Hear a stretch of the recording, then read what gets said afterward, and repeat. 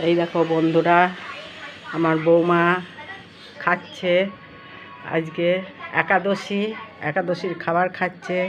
কাউনের চাল আর আলু ভাজা খাওয়া হয়ে গিয়েছে।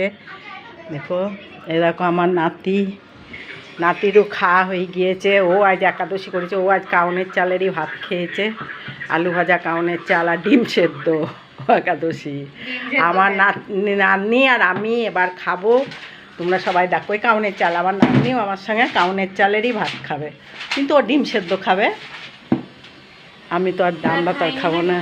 হ্যাঁ, এই দেখো, আমার ছেলে আবার কাউনের চাল খায় না, ওর জন্যে বাঁধাকপি তরকারি হচ্ছে। এই দেখো বাঁধাকপি তরকারি, এ দেখো আলু ভাজা, আর এই যে লুচি হবে। আসলে এখন আসেনি, আসলে লুচি হবে। তোমরা যদি সব খাও চলে এসো।